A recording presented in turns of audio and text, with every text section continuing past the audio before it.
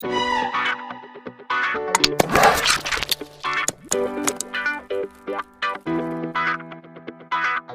guys, it's Dave in real life and welcome to this Wrestling Weekly review. Yeah, we did this last week. Obviously last week we were out in the open. I didn't really have time to film it. So yeah, I've got a little bit more time. So we are in front of the Forbidden Door with Bayley in the background, which had a massive week last week on Smackdown. We are going to look at Smackdown. Obviously can do a review on that last week because obviously the video was out before that was aired live, so we're going to do it now. So every Friday, Thursday, whichever it ends up being on, we will do the review from where we left off, basically. So yeah, we're going to have a look at Smackdown from last week. Just a bit of a refresh for some of you guys what are going to go into Smackdown tonight. And Asuka gets a new title.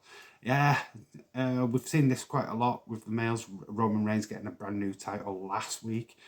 And we saw it again this week with Asuka. This time it was Adam Pearce, though, what handed the title over to Asuka, where it had been Triple H previously. Yeah, it's basically pretty much the same as the men's ununified championship, the Universal WWE Championship that Roman Reigns got. It's basically a smaller version than that. But yeah, it does look good. It looks okay. It's got the big logo thing on it, which is standard now. It's kind of like its own meme. So yeah, I don't mind it as much. But with a new title comes a new challenger and a familiar face. Yes, Charlotte Flair is back, not surprisingly, and challenging Asuka for her championship. This match will go down the Friday before Money in the Bank. Yeah, everybody got a little bit uppity. Oh, why is Charlotte getting a title shot straight away? Blah. Especially Bianca Belair, who obviously has it written in her contract that she gets a rematch.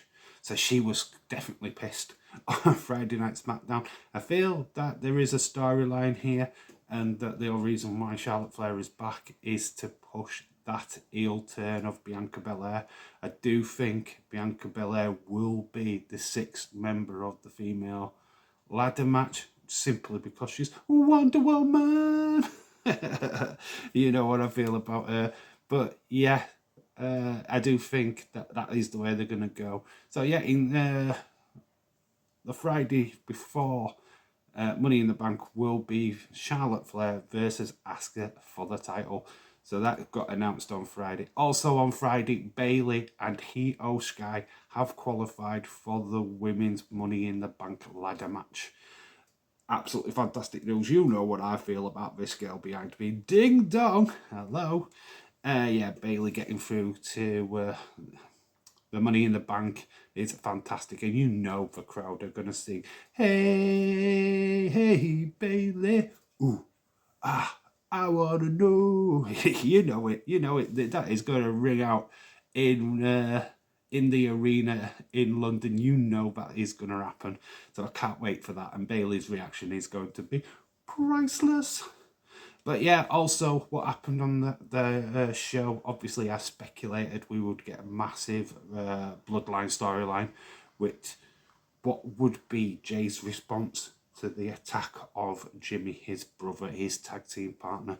And what happened was Paul Heyman offered him the hand of future tribal chief once Roman Reigns retires or hands down, leaves the company or whatever.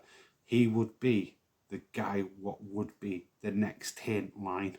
Also given a US title opportunity against Austin Theory on the night show.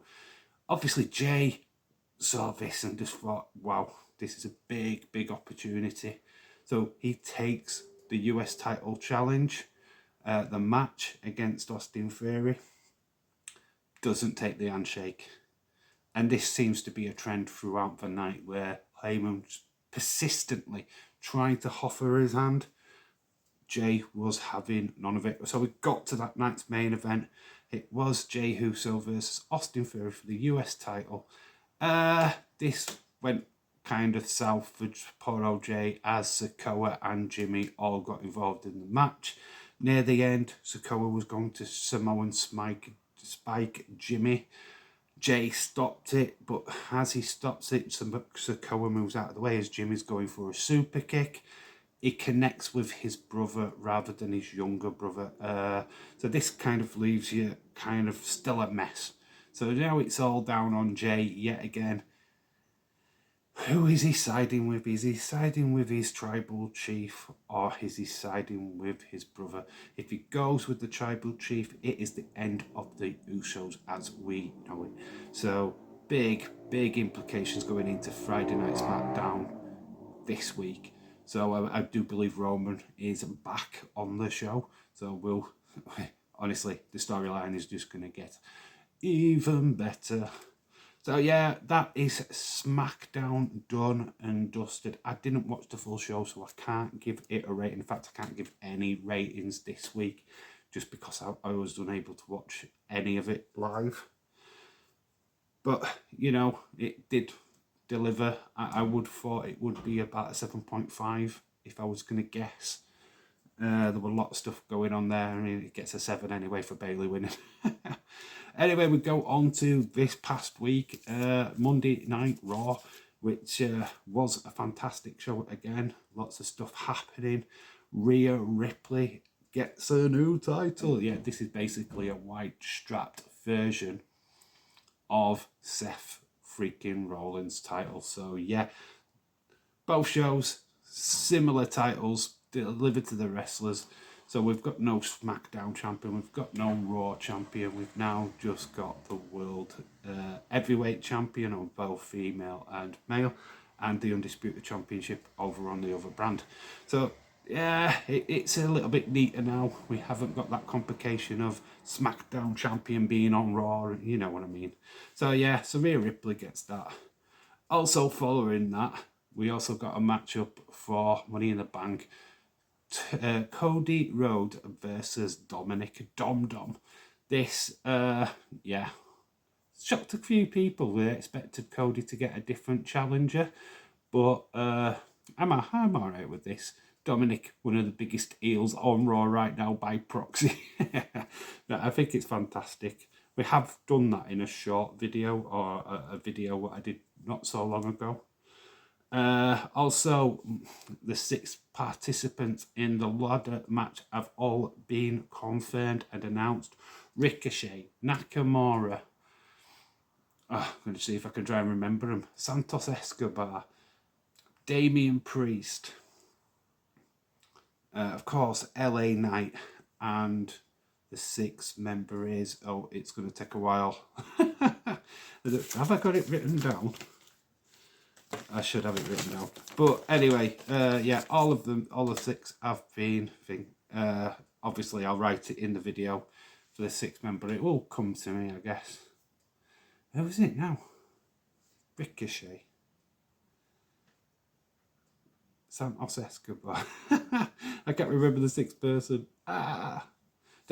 Doesn't matter. Also, we got another match announced at Money in the Bank, which is Seth freaking Rollins versus Finn Balor.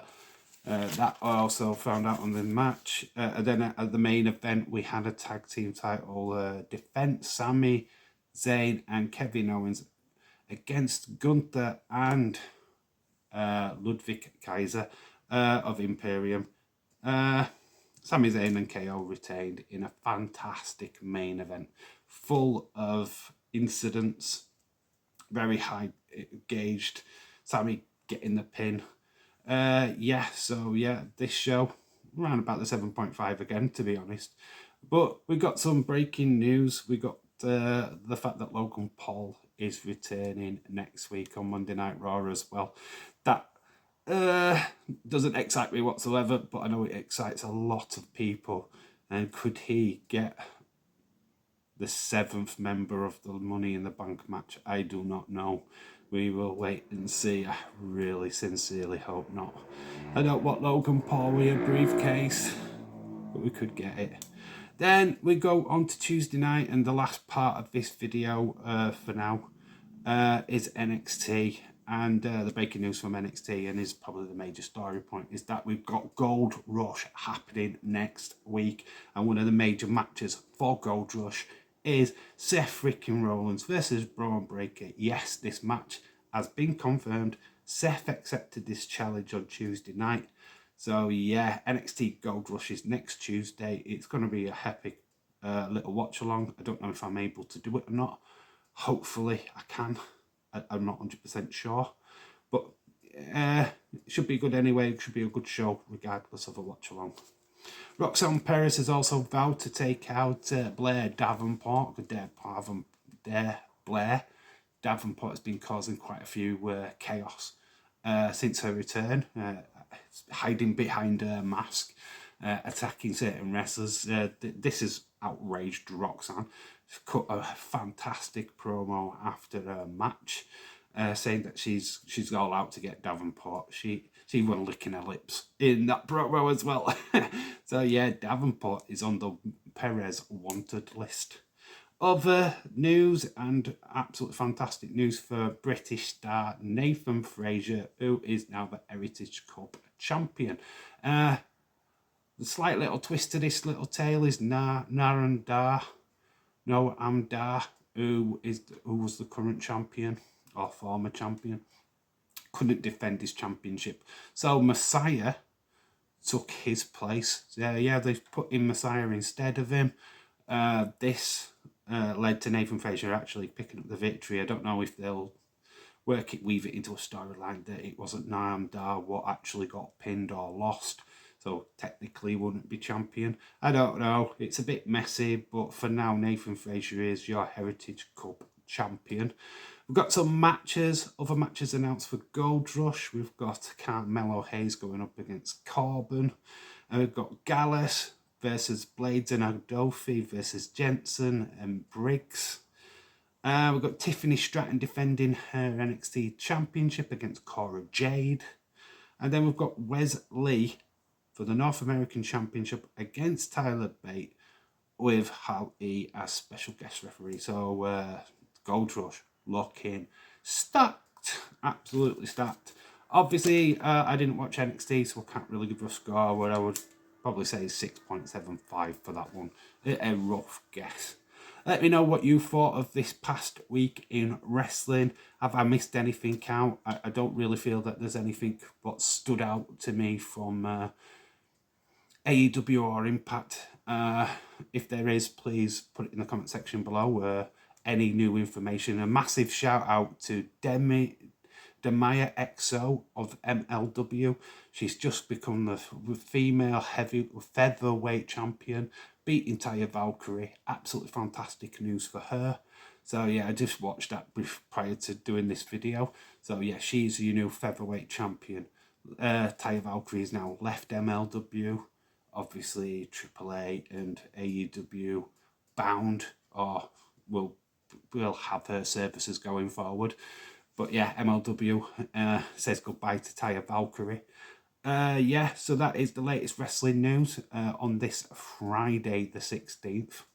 Hopefully you've enjoyed this video, and hopefully you'll join me again next week for another wrestling review.